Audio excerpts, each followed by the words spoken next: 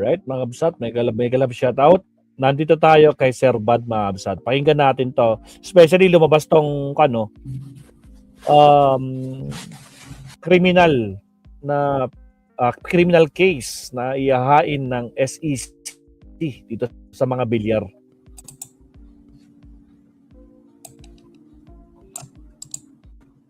Pasok.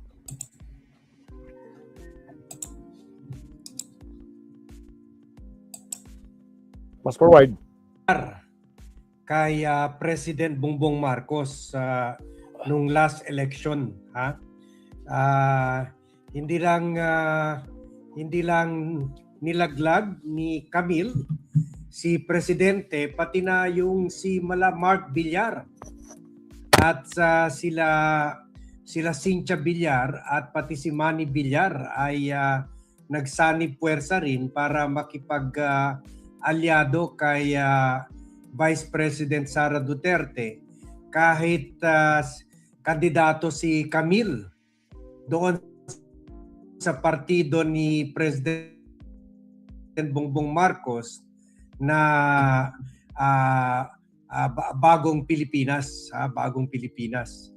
So hindi lang sila may mga ads, kasama si Amy at saka si Sara Duterte, pati meron pang silang mga pahayag na sumusuporta doon sa panawagan patalsikin si President Bongbong Marcos sa pwesto. Kaya noon pa man, nung campaign period pa, sabi natin babalikan at babalikan talaga ito ni Presidente. Reresbakan at reresbakan talaga ito ni Presidente. At yun nga ang nangyari. Hinabol sila, inimbestigahan sila. Hanggang ngayon, ongoing investigation sa prime water nila dahil hindi ito ino-honor yung mga prangkisa to provide clean and steady water supply sa mga water concession. At kinasuhan rin si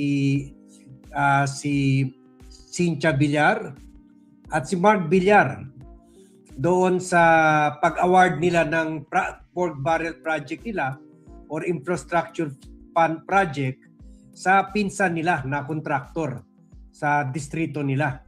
At recently, eto na, kinasuhan na sila sa Security Exchange Commission or SEC ng kriminal na kaso for insider trading. Yung pagmamanipula sa stocks, pinapalaki nila kahit hindi gaano profitable yung company nila, pero minamanipulate nila ang stock market para ipakita na napakalaki, napaka-profitable yung companies nila para marami mga stockholders. Shout out Sir Leonardo Ansad. Ng stock sa kanila. Kasama na rin tayo dyan sa mga stockholders ng companies ni Villar. So nakakatakot. Sa mga deklarasyon nila, sa mga financial statements, especially yung 2024 financial statement, sinabi nila na kumita sila ng husto na umabot sa 23.6 billion or 1.33 trillion ang valuation ng assets nila. Yung mga propriedad nila. At ito daw ay nakita nila na umabot na sila sa 1 trillion. In fact, listed ang mga Villar or si former Senate President Manny Villar as the richest Filipino. Yung pala, dinodoktor lang pala nila yung mga audit, yung mga internal audit nila. At gumawa ng external audit ang gobyerno, ang Security and Exchange Commission, at napagkaalaman nila na ang tunay na yaman pala ng mga bilyar ay 35.7 billion. Ay, wow. So malaki pa rin ito, pero malayong-malayo sa 1.33 billion. So kumbaga, marami mga stockholders ang naloko ng mga bilyar. Ang marami mga stockholders na nag-invest sa buong akala na very profitable ang negosyo ng mga bilyar. Yung pala, hindi naman ito ganun ka-profitable. Siyempre, kung marami mag-invest, pwede nila ibenta yung mga shares nila. At pagbenta nila ng shares ng mataas, kahit hindi naman gaano kataas, yan, kita na sila. So, dito, it seems na hindi lang pala kumikita mga bilyar, na minimix nila yung negosyo nila with politics, kung saan yun nga nakukuha nila ng advantage over other businessman dahil sa negosyo nila, dahil pinapaboran ang negosyo nila ng gobyerno, tulad yung naging Secretary of Public Works si Mark Villar. Marami silang nalaman nila kung saan gagawin mga daan ng gobyerno, at bago gawin yung mga daan doon, bibili nila yung lupa para kung nagawa na yung daan, pera natin, pwede na sila magtayo ng mga subdivision doon or mga malls. So, madodoble, triple ang valuation ng mga properties nila. O kaya, gamit yung impluensya at power nila sa gobyerno, pagagastusin nila ang gobyerno para gumawa ng mga daan, gumawa ng mga infrastructure facilities o mga tulay papunta sa mga lupa na nabili na nila at gusto na nila gawin subdivision. So yan. At isa pa, ito pala is insider trading or stock manipulation. Kaya kahapon kinasuhan na sila ng Security and Exchange Commission before sa Department of Justice. Kinasuhan na sila ng criminal complaint for violating multiple provisions of the Securities Regulation Code, including bans on false or misleading statements and transactions that operate as fraud or deceit on investors. So, gumagawa sila ng mga transaction at gumagawa sila ng mga statement na pinapalaki yung pera nila para marami mag-invest sa kanila, yung pala hindi naman ganong kalaki. At ang kinasuhan yung Villar Land na company na pinatayo ni Manny Villar at yung asawa niya, si Cynthia Villar. Dati ito Golden MB Holdings Incorporated. At yung mga nakasuhan ay si Manny Villar na chairman ng Villar Land, former Senator Cynthia Villar, at directors Camille A. Villar, Senator Camille A. Villar, kapatid niyang si Manuel Paulo Villar, si Senator Mark Villar, at marami pang ibang mga partners nila. Kasama sa Infra Holdings Corporation and MGS Construction. Yun, Ito ay dahil sa pamemeke nila, sa ginawa nila yung asset nila na ang nakakahalaga 35.7 billion, pinalabas sila at tumaas ito ng 1.33 trillion. Yan, ang laki nga. So ginawa nila ito na sila mismo bumibili ng mga stocks nila para ipataas ang halaga nito. At isa sa mga bumili ng stocks nila ay itong kapatid mismo ni Manny Villar na si Virgilio. Bumili siya ng maraming stocks para ipakita na selling like hotcake or maraming tao bumibili ng stock sa company ng mga bilyar. At in 2017, ito mismo si Camille Villar Yan na na. congressman pa noon ay bumili rin ng share para ipataas yung stocks. And then nung tumaas na, binenta niya ulit. So kita na sila.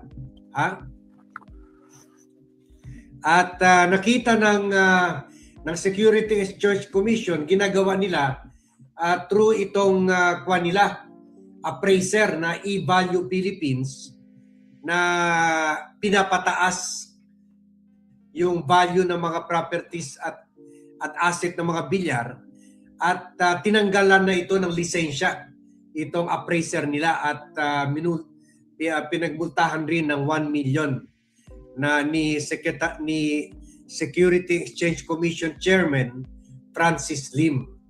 Yan. At syempre, puwera sa pag-rest back ni President Bongbong Marcos sa issue ng politika, ginagawa rin nila ito dahil baksak ang ekonomiya natin. Baksak ang stock exchange natin. Weakest in Asia. Sabi nga nila, umaabot na tayo doon sa level ng pagbaksak nung worst economic times during the administration of the late President Ferdinand E. Marcos. Yun ang pinakabaksak talaga dahil sa pagnanakaw ni Ferdinand Marcos sa ekonomiya natin, at kumaripas naman, paalis yung mga investor at wala na nag-i-invest sa atin. Kaya ngayon, sinasabi nila, ganun na naman nangyayari ngayon. Dahil nakikita ng mga investor, wala silang tsansa makipaglaban sa negosyo sa tulad nila bilyar na parang tila may control sa gobyerno. Yan. Tama rin naman. Biro mo, dadalawang bilyar. Nasa majority pa sila ngayon dyan sa Senado. Kaya sabi nitong si new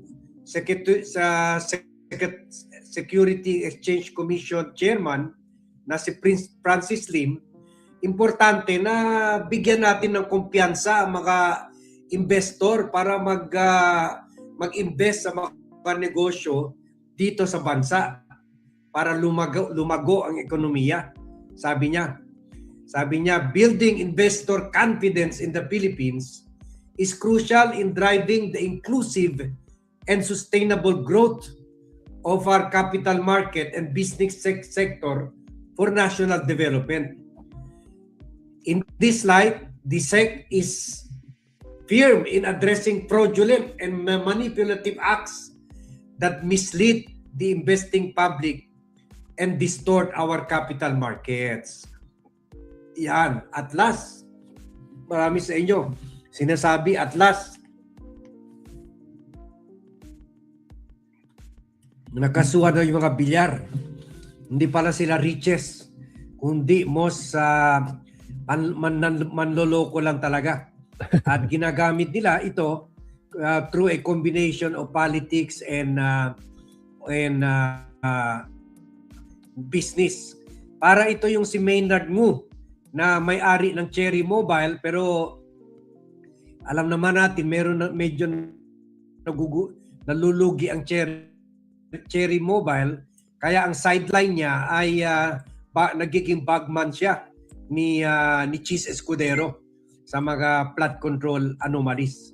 Siya ang taga-kuha kay na Undersecretary Bernardo yung mga estimated mga 400 sa kanya lang, sa kanya lang na 300 to 400 na tongpats ni Cheese Escudero. Yan. So, yung mga negosyante, they have undue advantage over their competitors, lalo na mga foreigners dahil kontrolado nila ang gobyerno. So, hopefully makukulong talaga yung mga bilyar dito. Dapat we should set an example sa kanila. Sa ibang bansa, nakukulong talaga yung mga negosyante who engage in insider trading and tax manipulation. So, yan ha. So, sana unti-unti na nababaksak yung mga dati-rati, lalo na nung time ni Duterte, ay mga untouchables kagaya ng mga Villar. Ang dami na talaga nilang criminal, dami talaga nilang kasalanan through the years sa taong bayan at hindi lang sa politika kundi pati mga negosyo nila. Okay? So sana Alright. pati si Mark Villar habulin rin lahat ng katiwalian yan while public works secretary nung time ni Duterte. Okay? So yun ang paunang vlog natin dito sa issue na ito. And we'll be giving you more updates, lalo na sana makulong na rin ang mga Villar at last. Press 1. Tuhog na ito. Lahat sila. Press 1 po sa mga gustong makulong itong mga Villar, mga absat. Sa tingin nyo, no? Lalo na pag nag-push to, dapat ikulong ng mga mga Villar. Press 1 sa mga gustong makulong sa mga abusadong Villar, mga absat. Tuloy. Lahat na sila. Lahat ng 3 anak at mag-asawa pwede makulong dahil dito sa siyempre mas lalo maging desperado yan kumilos para ipabaksak ang Marcos administration. Para kung naging presidente si Sara, siyempre lusot na sila sa mga kaya the more reason dapat magsama-sama tayo to stop the eventual election or return of Duterte in Malacanang. Otherwise, fiesta. Happy days na mga kriminal when that happens. So thank you very much everyone for watching. Thank you very much for joining me in this vlog and see you in my next vlog. Salamat, Charbad. Alright, salamat, Charbad. At siyempre sa mga kasama natin dito mula pa kanina, Mabsat, no?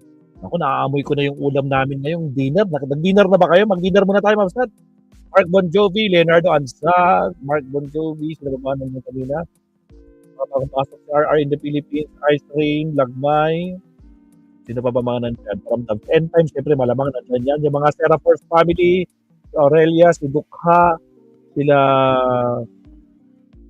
Sino pa ba mga nandyan? Aurelia, Odenia, sino pa yung pumasok? Sa lahat mga set sa Tommy, yan. Shoutout sa inyo. Kon muna tayo, no? Dinner muna tayo, Mabsat. Mamaya magla-live stream na naman si Maestro for the last time. Pero, request, Mabsat, no? Ongoing yung ating premiere. Kahit like, Mabsat, like po tayo. Ito pa yung link. Lipat po tayo. Like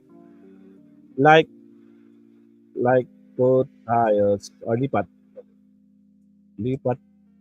po tayo sa premiere. Now na. Kahit mag-like lang, Mabsat, maraming salamat po. Like lang ang link ni Maestro dyan. Alright, yan po yung link. Lipat po tayo sa premiere now na. Sir Leonardo, lipat end time. Lipat tayo sa kabila. Sila ako, ano? Mga Sarah Force family, maraming salamat po. Yan po yung link. Thank you very much. Happy dinner po. Lipat po tayo. Alright.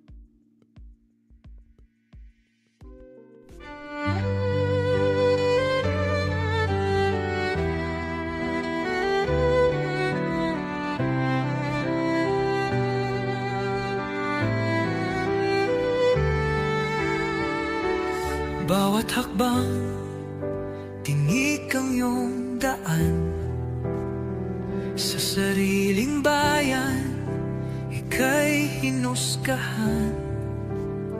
Ika'y siniraan ng ganit sa kapangyarihan. Agilang nagnakaw ng pera ng taong bayan. Pinapasan mong lahat ng dusa. Matatag ka, hindi gaya ng iba. Ngunit kahit sugatan, kahit lumuluha, iniisip mo pa din kapakanan